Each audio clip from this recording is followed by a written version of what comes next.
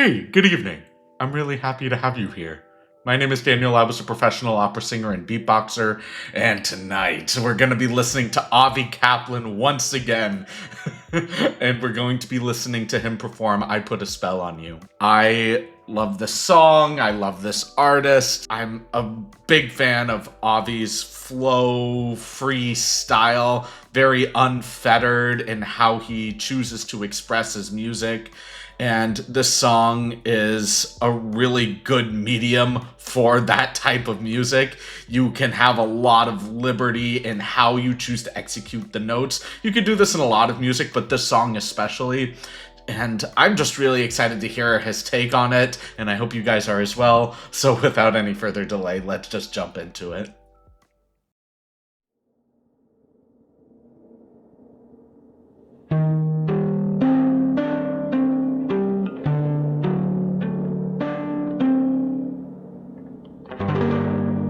I put a spell on you because you're mine.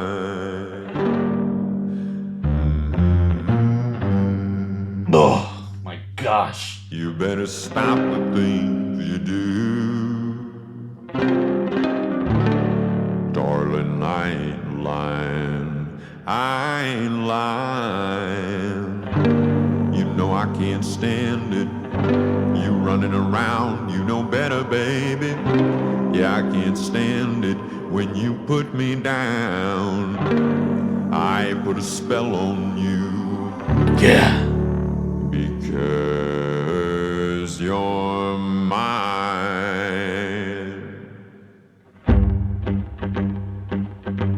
Oh yeah.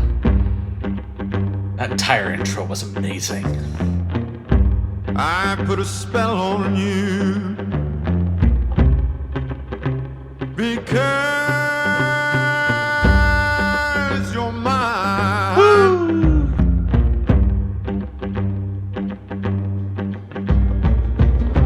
You better stop the things you do.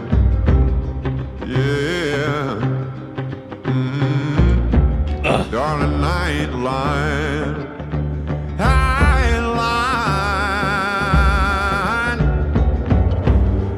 I can't stand it, you know I can't stand it. You running around, you know better, baby. I can't stand it. I can't stand it when you put me down. I put a spell on you. Oh. Because you're mine. Yeah.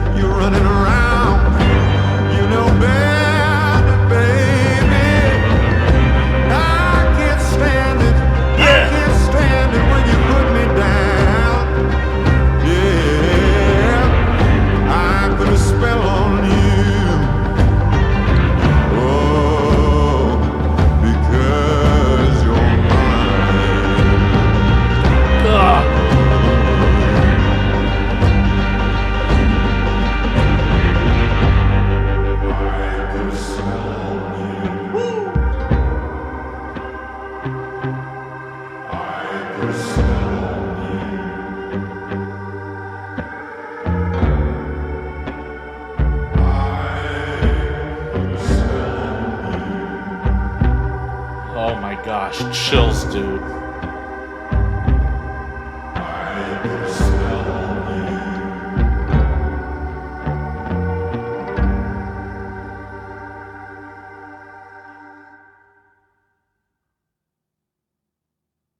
What an absolutely incredible version of this piece. Oh my gosh. I'm going to touch on this more in the analysis, but just off the bat, just being able to have such an intensity that builds throughout the piece, that's so palpable as it builds, and to not really change that much your vocal inflection. Like when we hear artists like Dan Vasc, for example, he'll do a mix between this gritty texture, this really intense broadness, and then go into a smoother tone, a smoother texture, and have this interplay between the two in verses and cadences. And just being able to have that contrast really emphasizes certain elements of the verse, of the cadence. But here, Avi has so much, not just vocal control, but a ton of dynamic control. And like I was mentioning, this intensity, he's just a master of it. Like, I'm talking Alfred Hitchcock levels of intensity.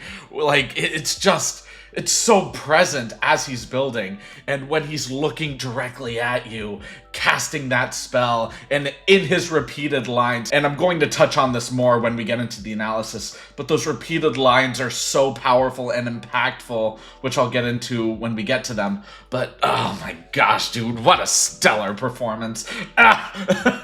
And also, last thing I gotta comment on before we get into it, that cinematography, dude. The instruments were wonderful, and it created this wonderful atmosphere, but that lighting and cinematography, everything just worked so well with what the piece is expressing, and it's just, chef's kiss, dude. All right, I'm done fanboying. Let's jump into the analysis. Just that light. And I love the tone of these instruments. I put a spell on you. So robust. Because you're mine. And his hums, dude. I comment on this whenever there are really well executed hums in my videos, but I have to comment on it again here because Avi does it as well, where it's both targeted, but there's so much space in his mouth and so much resonance in his chest that just creates this really full and robust hum. And it's different not just because I'm adding a little vibrato to it, but it's just more to emphasize that rich robustness in his chest and the capacious space in his mouth that he's leaving a lot of room for that sound to reverberate and be directed out of his mask to create this darker, more full sound to match his voice in that beginning verse. Let's listen to the beginning again.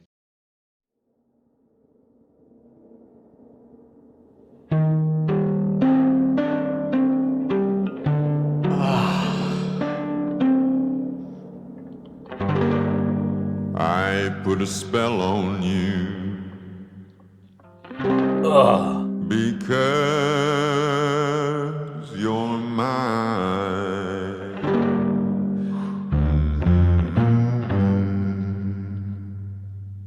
You better stop the things you do. Stop. Instead of, you better stop. Instead of having that open ah, it's got an ah. That brighter vowel, that brightness to contrast against the darkness of his natural bass. That's a really good choice, especially for his style. You better stop the things you do. Darling, I ain't lying. And holding on to that R and dar. Just having that R so present just adds so much more intrigue, more of a pull for the audience to be so wrapped in what it is he's doing. In classical music, it's trained that you want to emphasize vowels a lot more. You want to make sure that the audience can understand what it is you're singing by ensuring that you do have crisp consonants, depending on the language, of course, and depending on the piece, of course. But in a general sense, you want to make sure that your words are understood, but you're more holding on to vowels. Like if I were to sing the word darling classically, it would be darling, where the R is not necessarily really forward and biting down on it, but it's more incorporated at the end of the ah and is used more as a transition into the I of darling. So it's just, I love his style and his choices here. Darling, I ain't lying, I ain't lying. You know I can't stand it. You running around, you know better, baby. Yeah, I can't stand it when you put me down. Oh, listen to this. It sounds like prose almost. Just how unfettered and free it is. It just feels like more spoken verse, even though it is being spoken. It's almost like a recitative in opera in that case, which is essentially just a transition scene in between arias or duets or sextets or whatever, in between major numbers, just transitionary scenes that are sung but more spoken. I ain't lying. You know I can't stand it. You running around, you know better, baby. Yeah, I can't stand it when you put me down. I put a spell on you because you're mine.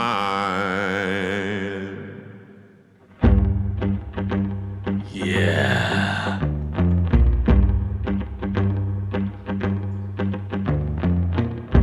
I put a spell on you because you're mine. Oh my gosh, dude. Notice how he didn't incorporate any vibrato into that. Just a pure, straight tone, beautiful, beautifully executed. Oh! Spell on you because you're mine. And that fall off. Oh!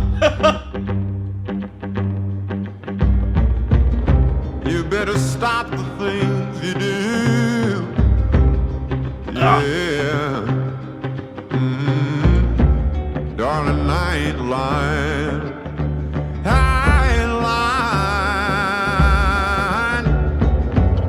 Yeah. You know I can't stand it. You know I can't stand it. You running around. You know better, baby. Oh my gosh, and this is where I'm going to start talking about it. Even though he does it more throughout the piece, I have to talk about it because he's been doing it often recently, is these repeated phrases. When you sing a repeated phrase of I ain't lying, you can't make that same verse executed the exact same way both times.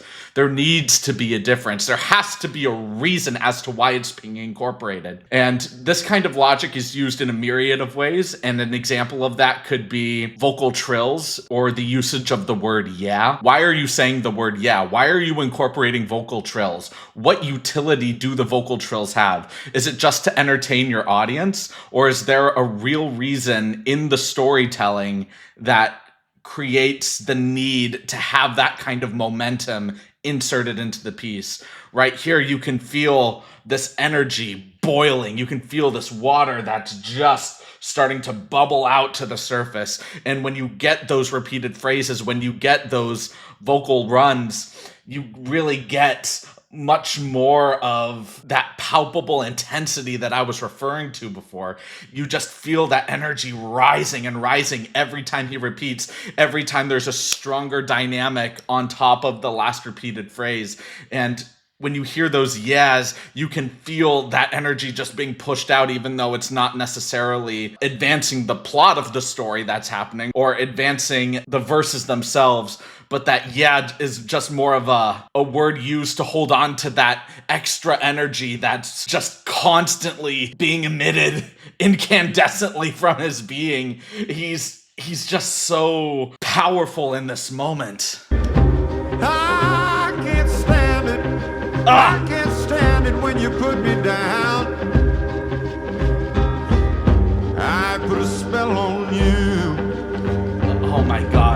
that intensity. Because you're mine. Oh my god. Yeah. That's so soulful, dude. I put a spell on you. Because you're mine. Yeah.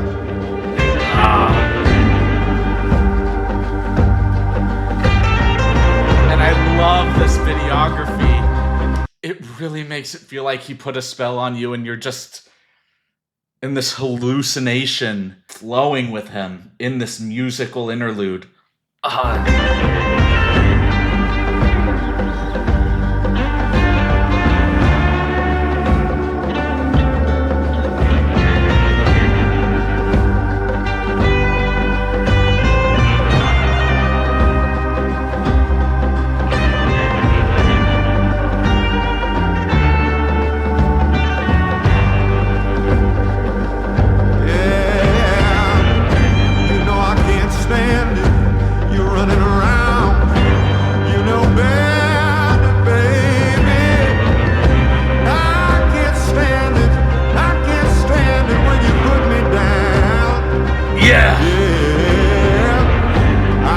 And just those throw-offs that he does at the very end of those words. Yeah. And just lets it fly. Oh my gosh. And then he just catches it and brings you back down again. Ah, I love that feeling. I put a spell on you. Oh, because you're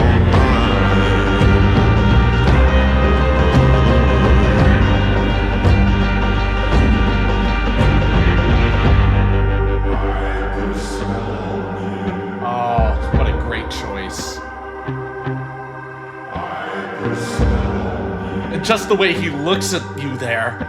Oh.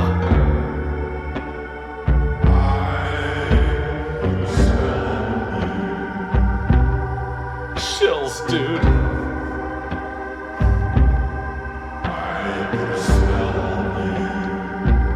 Yeah.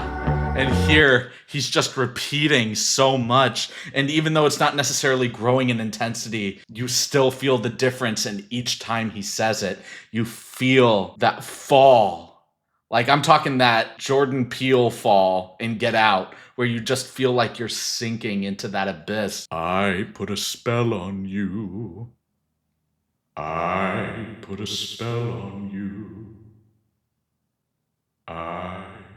And you just feel that sinking feeling. Oh my gosh, it's so mystifying.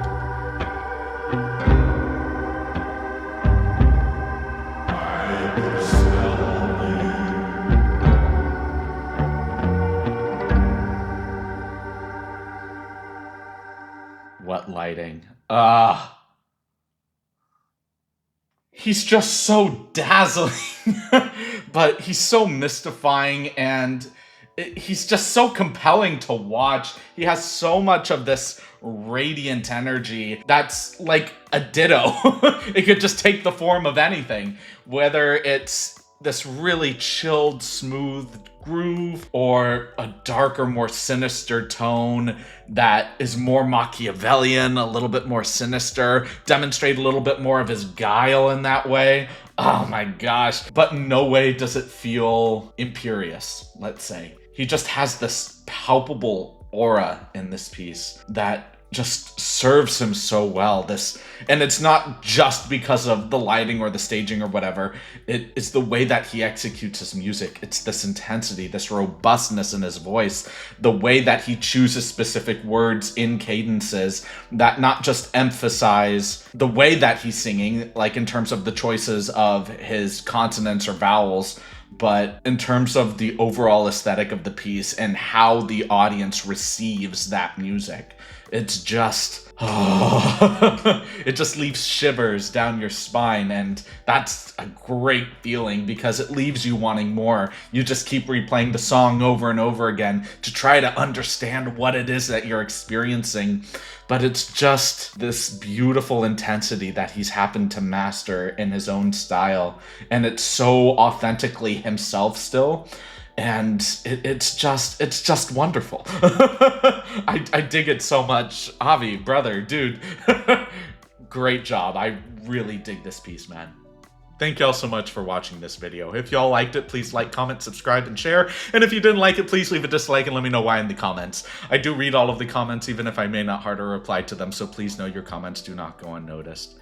If you guys want to see this video and a bunch of other videos early on my Patreon, there is a link in the description below. Feel free to check that out at your leisure. But right now, I would really just like to appreciate all of you for being here watching these videos. It really does mean a lot to me, and this channel wouldn't be what it is without you, so thank you so much. And I can't wait to see all of you in the next video. Have a great rest of your evening, everyone.